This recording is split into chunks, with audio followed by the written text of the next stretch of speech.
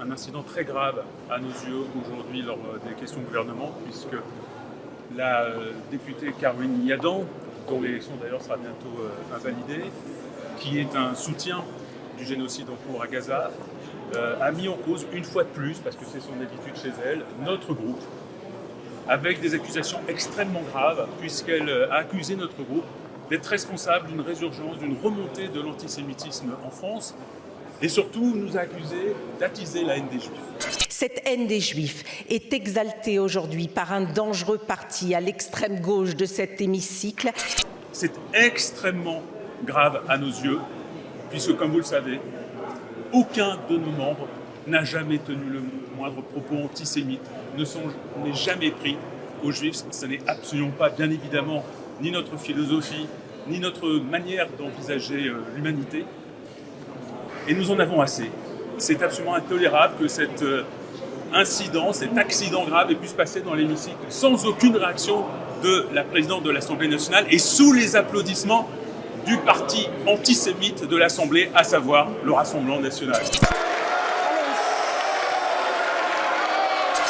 Donc nous allons évidemment réagir, on ne va pas laisser passer ça, on va demander au bureau des sanctions contre Caroline Yadan.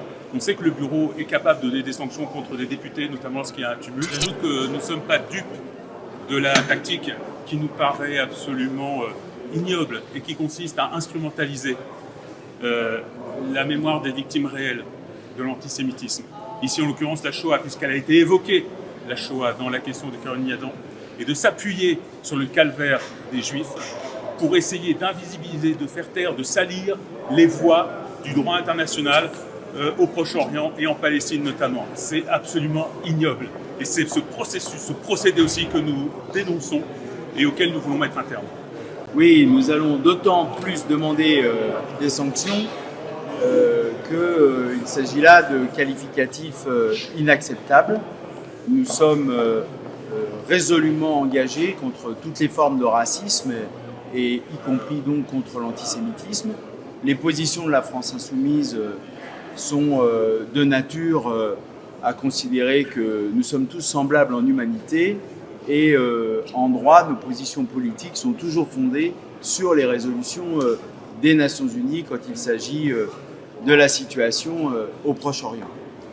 Ensuite, si nous allons demander des sanctions contre Madame Yadan, c'est d'autant plus légitime que Madame la Présidente de l'Assemblée nationale, Yael Braun-Pivet, à ma demande, s'est engagée en réunion de bureau à ce que d'aucune manière ce type de qualificatif puisse être utilisé contre un parlementaire ou un groupe parlementaire et notamment le nôtre.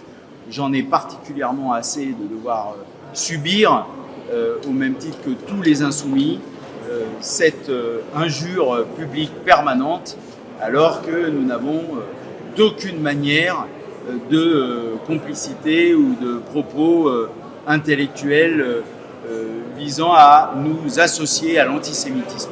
C'est particulièrement honteux et inacceptable.